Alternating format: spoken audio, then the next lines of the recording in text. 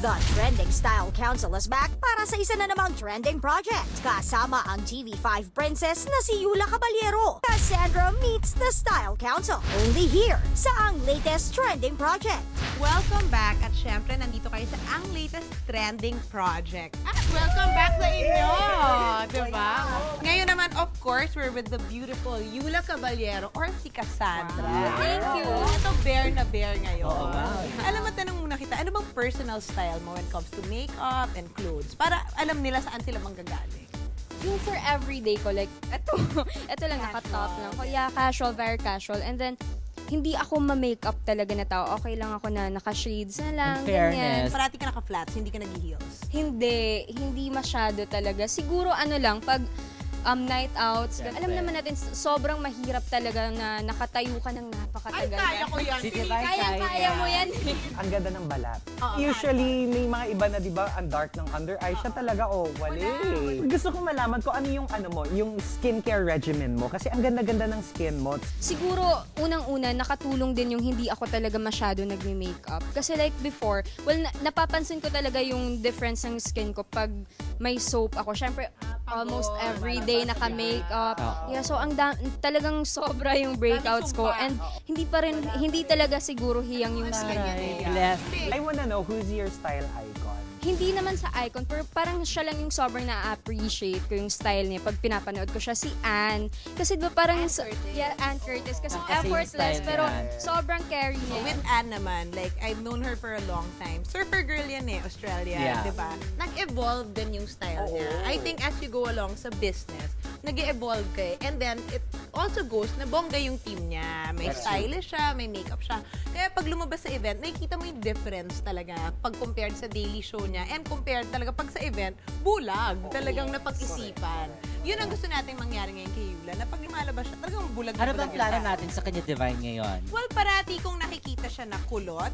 Alam mo yung Laging parang may glamour, glamness. puro Tapos glamour. nakita ko parang May sweet. Pero never ko pa siya nakita ng hair up na talagang yung plakadong hair up. Hindi yung ponytail lang na So, na pang pure everyday. style ngayon. Pure style. High fashion. Yun ang gusto ko makita. Tama ka Kaya doon. achieve natin yan. Para we can try something new din, di ba? With Para your sa look, kanya. di ba? Yeah, that's exciting. Kasi lagi kang glamour, sweet. Para which is- kasi para makita natin yung iba mo. right. Spirits, ang ginawa natin is pinasexy natin, sultry.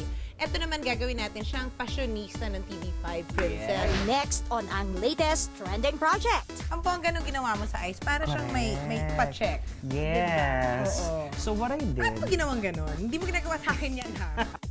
Hindi pa rin maliwanag kung bakit naghiwalay sina Mark Heras at Ina Asistio. Pero agad na nilinaw ni Ina na hindi pera at hindi rin ang kanyang inang si Nadia Montenegro ang naging dahilan. Yan ang ating tututukan sa Punto por Punto. Kumpirmado, Mark Heras at Ina Asistio, hiwalay na ang mga pusong nasasaktan at mga damdaming pinipigilan. Mabubunyag, punto por punto.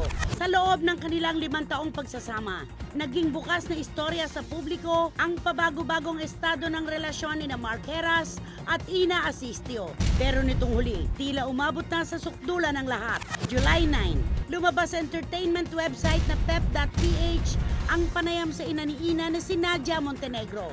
At dito, walang takot na inamin ni Nadia na seryoso na ang hiwalayan ng dalawa. Kasabay ng pagsabog ng intrigang ito, sari-saring espekulasyon ang lumutang tungkol sa tunay na dahilan ng breakup ng dalawa. May mga nagsasabing di umano, pera ang ugat ng hiwalayan. Hinala naman ng ilan, may kinalaman daw ang matinding selosan, maging ang pagiging mabarkada di umano ni Mark Heras. Pero sa huli, lumantad si Ina upang klaruhin ang buong issue. July 11, Huwebes. Sa pamamagitan ng isang text message ay kinumpirma ni Ina na tapos na nga ang lahat sa kanila ni Mark. Pero tumanggi na ang dalaga na magdetalye pa sa totoong rason ng kanilang hiwalayan. Paglilinaw niya, wala raw kaugnayan ng kanyang ina o usapin ng pera sa breakup. Aminado si Ina na nasa maayos siyang kalagayan at umaasa si Ina na sanay ito rin ang estado ng dati niyang karelasyon. Ang latest, punto por punto. Okay, itong controversial na issue pinag-uusapan ngayon, sanga-sanga ito, Direk at Amay. Grabe talaga. Pero ang talagang lumulutang, pera daw ang pinag-awayan at pinaghiwalayan ni Mark Heras at saka ni Ina. Ano naging pera to? I mean, Kasi nga, Direk, di ba, lutang na lutang yung kwento na marami utang si Nadia Montenegro sa kanyang manugang na hilaw. At ito naman, pwede kong i-coach si Manay Lolit Solis bilang manager ni Mark at nagpaalam ako. Manay, pwede ko bang isa boses, ikaw, tungkol dito. Lagi daw niya sinasabi kay Mark na, ikaw kasi lambot-lambot na ilong mo, pautang ka na pautang dyan sa biyanan mong hilaw na yan. Ganon daw. Oo, magkano na ba utang sa'yo ni Nadia? Utang ka na utang, pautang ng pautang, wala ka nang pera, ganon. So parang may katotohanan yung kwento na malaki ang pagkakautang ni Nadia kay Mark Heras. At ito ang naging dahilan kung bakit... Siguro, Direk, hindi lang yon. Mas gusto kong maniwala na galing sa dalawa ang dahilan ng kanilang paghihiwalay. Siguro isang umaga na, Direk, totoo yun, ano? Ay, oo naman. May mga ilang kwento akong alam na ganyan, na yung Isang parang umaga, magigising na lang. Sinabi na lang niya sa sarili niya, hindi na kita No, gusto, ayoko alam mo na. nangyayari yan kapag Meron hindi akong kayo, kilalang pag hindi ganyan. open yung communication nyo sa isa't isa at nagkikimkim ka ng mga minus points baga ng relasyon ninyo. Isang araw mapupuno yung kaban, Pero di Direk, ba? dahan-dahan pa rin yun. Exactly. Escalated yun, ano? Kumbaga, Pero mahirap yung ganyan tumaas hanggang siyang araw, sinabi mo na lang na, hindi na kita mahal. Oo. No, tsaka, tanda mo, mga bata pa naman to mga to. Hindi ba? They're Marami still pa pwedeng finding mangyari. themselves. Hindi ba? Nangyayari na outgrow nyo isa't isa eh. Na-outgrow Pero nyo Direk, isa't isa. matibay din sila, naka-4 na taon. Naku, ngayon nga, may mga mansari-mansari dahil, di ba? Sa isang panahon ng mga kabataan ngayon, Oo, parang ang bilis ng mga pangyayari. Apat na taon, aba naman. Well, I feel bad. I feel bad because they look good together. At saka, I think na they were good for each other. Hindi ba? Maganda ang influensya ni Ina kay Mark. At maganda rin naman yung dating ni Mark kay Ina. Pero ganyan talaga ang buhay, hindi ba? Let's just hope Hindi that para sa isa't isa. they will be happier sa mga darating na pagkakataon. Oo, tama. Yun lang naman ang gusto natin. Maging maligaya sila. Naku mga kapatid, wag po kayong bibitiw. Marami pang mga maiinit na pag-amin sa pagbabalik po ng Ang latest! Ang pinakahinihintay na pagbabalik telebisyon ng isang showbiz icon, the megastar Sharon Cuneta. Ang latest explosive, exclusive. Bawat kabanata ng kanyang buhay, matapang at tapuso niyang hinaharap. Kaya naman walang duda, walang kapantayang ningning ng kanyang bituin. Sharon Cuneta, the mega exclusive special.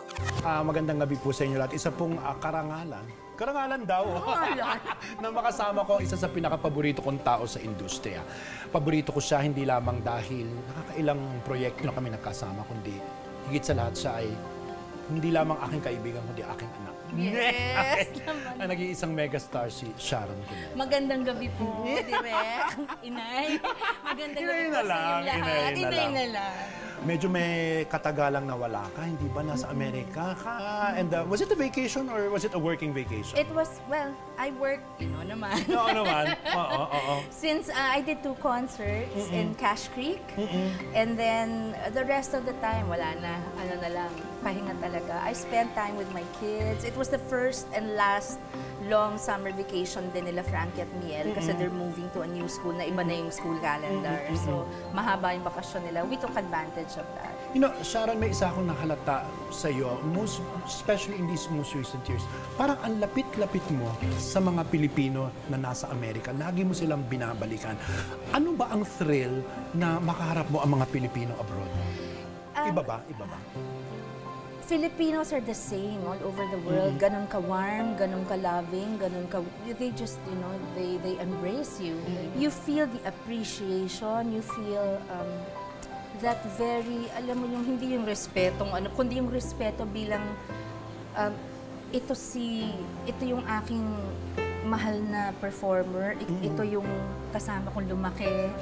It's parang, in a way, it's like visiting relatives. I see. Alam mo, ang dami nagtaka. Iba pa nga nagtampo. Ang tagal mong nawala. Was this deliberate or it just so happened? Well, of course, my show was canceled. Okay. I think we had the wrong time slot. I mean, It happens. as humble as I can put it, as humbly as I can say, it happens to the best of us. Oh, yeah. Admittedly, hindi naman madali, di ba? Pero, as in the movies, as it is in the movies, minsan gagawa ka ng pelikulang hindi nila gusto yung role mo eh. Oo. Tapos gagawa ka ng isang pelikulang sabihin na natin parang madrasta. O parang ayun ang gusto nila. So babalik, it has, minsan it's nothing personal. Okay. I mean, you have to realize. Kasi kung hindi, it will eat at you eh. Oo naman. Sabi ko, okay lang. Tapos after that, parang I was torn between wanting to work or going to culinary school abroad. Oh, wow! Okay, oo. I told my husband. And then, you know, after a while, you miss home eh. You're thinking, hindi eh. Parang, I think what did it for me, what sealed the deal was when I went to the States for 2 months. Okay, and what did you realize? Ano yung biggest realization mo doon? That, you know, I'm more focused on my priorities now. And you know what's nice, Inay? They never changed. Yeah. They were the same priorities. It's just that I'm more grateful for my top priorities now, beginning with my family, beginning with my health, beginning with what I've been blessed with. It's not, you know, you don't want to compare yourself to other people, pero ang kapal mo naman kung hindi ka pa kontento. Bukas, only here in the mega exclusive special. Ako, I am basically a happy person. I'm basically a friendly person. But you've also seen me mataray. Because I stand up for what I think, you know, is right. And I may do it wrongly, but in the wrong way. But that's my feelings. But those are my feelings. And parang you just have to, tao ka lang eh. Susunod, ang mga pinaka hindi malilimutang blind items ng ang latest. Muli nating balikan. Nagbabalik na aktor, hindi nakaarte ng makaiksena ang dating karelasyon. Sino siya?